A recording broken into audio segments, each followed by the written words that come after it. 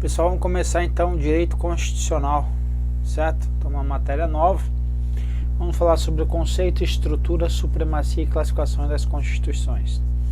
Primeiramente, essa parte digamos assim, ela é um assunto prévio à Constituição Federal de 1988 que mais cai em prova, ok? Mas é um assunto que volta e meia ele vem caindo em provas. É um assunto mais menos, vamos dizer assim, vamos inverter, né? Menos tranquilo, menos legal, vamos colocar assim, de se estudar, se você pensar na Constituição Federal aí, ok? Mas é um assunto muito tranquilo aí também.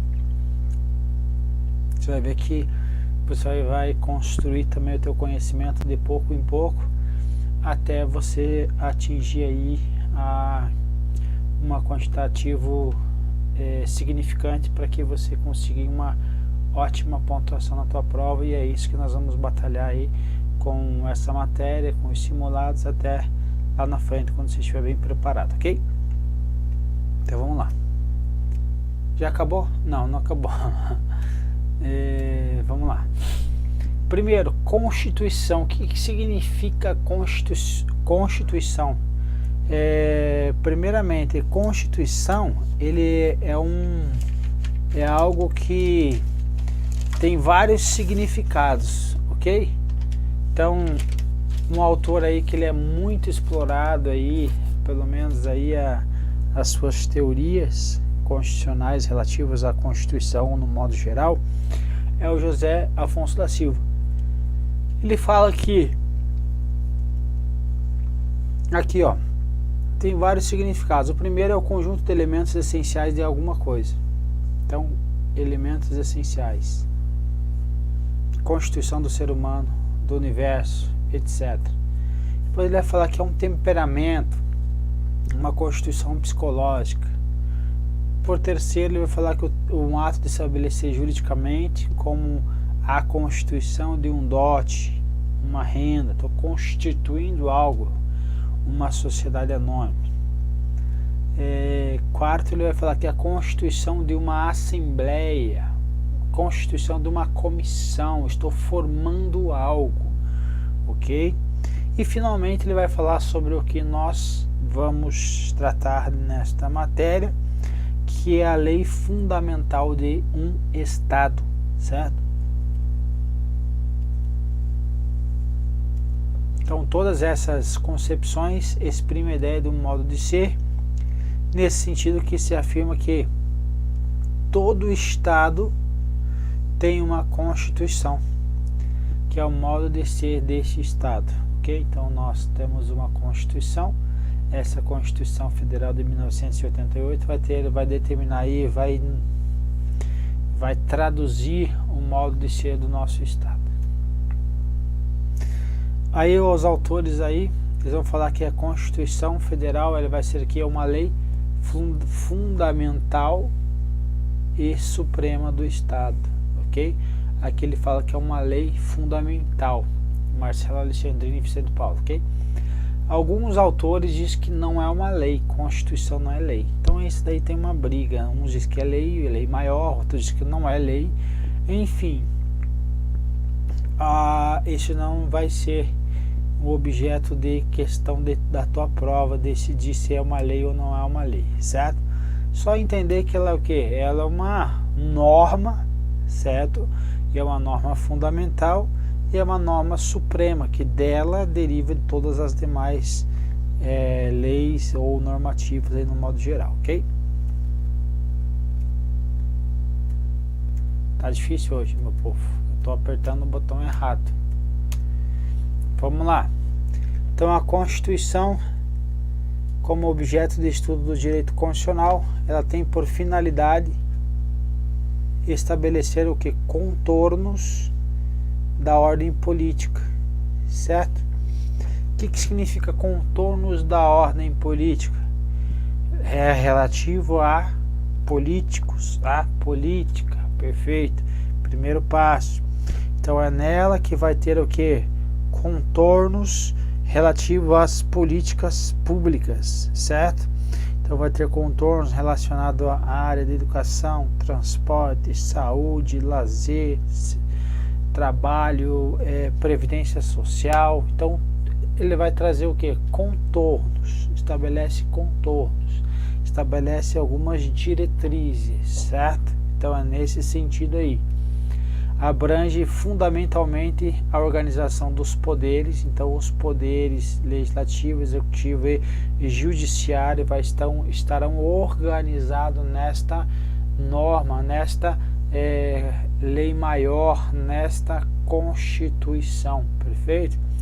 Vai trazer também as funções e repartições das competências das unidades federativas, o que a União, artigo 22, por exemplo, que a União compete privativamente à União legislar sobre direito tributário. Então ele vai trazer o que?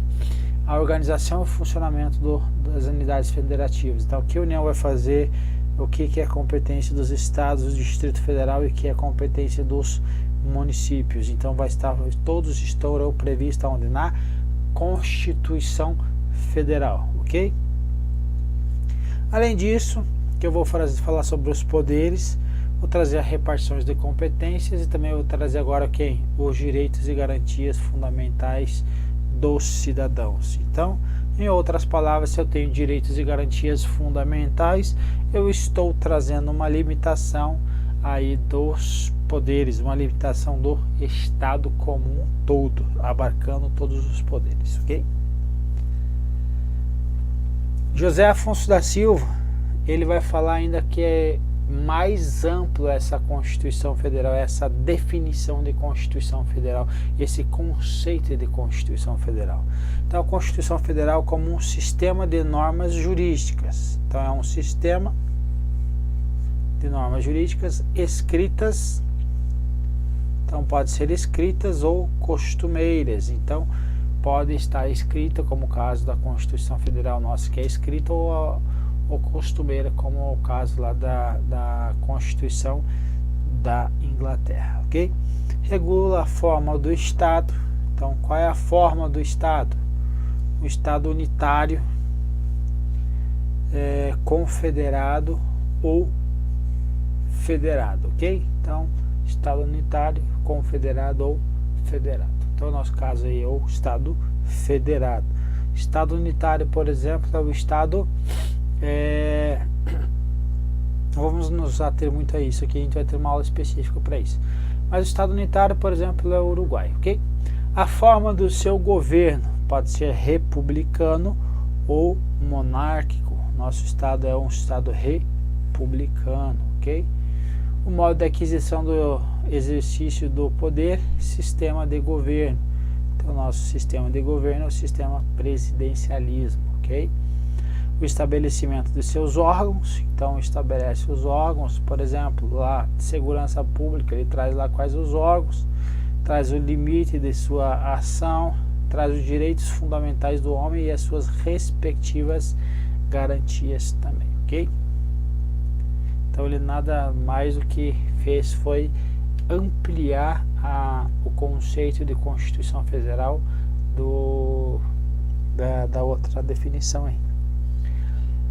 Aqui, ele vai falar sobre onde surge aí a ideia de Constituição Federal. Então, lá após a Segunda Guerra Mundial, certo?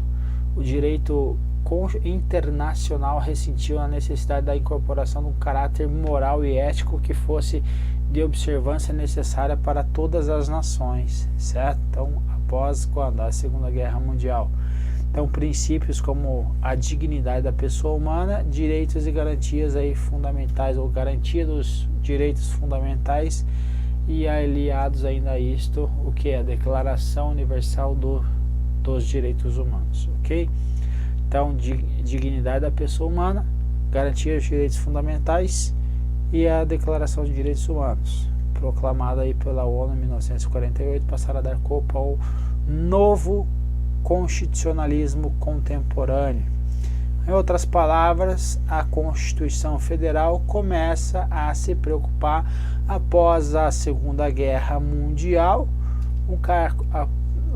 num caráter moral e ético, vai começar a se preocupar então com a dignidade da pessoa humana, vai começar a se preocupar com as garantias dos direitos fundamentais. Então, para ter garantias, eu preciso ter algo que eu consiga garantir essas garantias, ok? Então, por exemplo, na nossa Constituição Federal, nós temos lá os tais dos remédios constitucionais, para que garantam aí essa, entre aspas, garanta a garantia, ótimo, garanta aí como que eu posso falar? A garantia mesmo, certo? Que sejam garantidos, que sejam, como que eu posso te falar, meu povo? Garantia dessa, que ela não seja violada, ok? Então, uma garantia que você tem um direito e esse direito ele seja respeitado, ok? Então, a melhor forma de dizer desta garantia. Então, para que o seu direito seja respeitado, você precisa ter uma garantia. Para exercer esta garantia, nós temos os remédios constitucionais que nós vamos ver aí, por exemplo, habeas corpus, habeas datas, ok? Então é nesse sentido aí que nós começamos a pensar não só agora em direitos, mas garantir que esses direitos sejam exercidos, perfeito? Porque senão não adianta você ter apenas aí elencados esses direitos, mas não tem a garantia que esses direitos sejam preservados, sejam mantidos, perfeito? Então é isso que após a Segunda Guerra, que a Constituição Federal, as constituições aí começam a se debruçar, começam a trazer como foco, como principal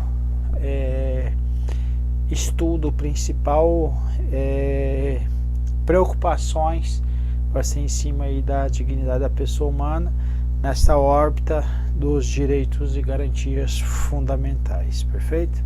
Porque eles foram muito deixados de lado, principalmente aí na Segunda Guerra Mundial. As constituições adquiriram um caráter, então elas adquiriram um caráter mais normativo, com força, agora o que? Mais vinculante, ok? Exemplo disto, você vai fazer uma lei, vai ser instituída uma lei, esta lei, ela obrigatoriamente ela vai estar vinculada, certo, a uma Constituição Federal do determinada nação do que está sendo instituída essa lei. Então essa Constituição Federal ela vai ter uma força normativa, ela vai trazer princípios a serem observados pelos demais normas dentro desse ordenamento jurídico, ok? Então aqui o Conrad Hess ele vai falar sobre a força normativa da Constituição Federal, contrapondo-se às concepções de Fernando de La Salle.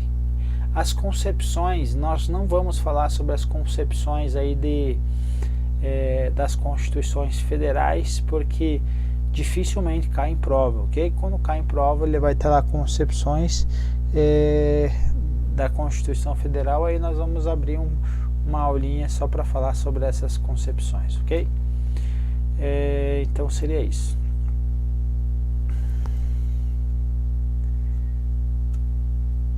As primeiras constituições, elas escritas e rígidas, elas eram o que? Orientação liberal. Então elas tinham, o que significa isso? Significa que tratavam de temas que se resumiam a regras sobre a organização do Estado e do poder e a limitação do Estado, do poder do Estado por meio do estabelecimento de direitos fundamentais, perfeito? Então as primeiras elas começam a pensar nisso. Depois, com o Estado mais robusto, Estado chamado Estado moderno, estas constituições elas começam a deixar essa vertente puramente liberal e começam a refletir aí sobre formas de interesse de alcance agora o que? Social, certo? Então, ocorre a expansão do objeto das constituições, passam a tratar de temas cada vez mais amplos, estabelecendo programas e linhas de direção para o futuro, certo? Então, programas e linhas de direção para o futuro. Exemplo, na nossa Constituição Federal nós temos as chamadas normas programáticas, certo? O que seriam as normas programáticas? Seriam o que? A nossa visão de futuro, o que nós almejamos para o país, certo? Exemplo, erradicar a pobreza, certo? Então, é uma norma programática, é uma norma de direção para o futuro. Salário mínimo atenderá às funções sociais aí vai falar, elencar vários, saúde, educação, transporte, lazer, vai trazer um absurdo de quantidade do que ele vai atender, certo? De direitos sociais. Só que você vai olhar assim, é possível atendimento de tudo aquilo? Resposta não, mas é o que? Algo que se prevê, algo que se almeja, é algo que se tem por objetivo de um futuro, certo? Então ele orienta as políticas públicas, certo? Nesse sentido. Então são programas e linhas de direção para o futuro, perfeito?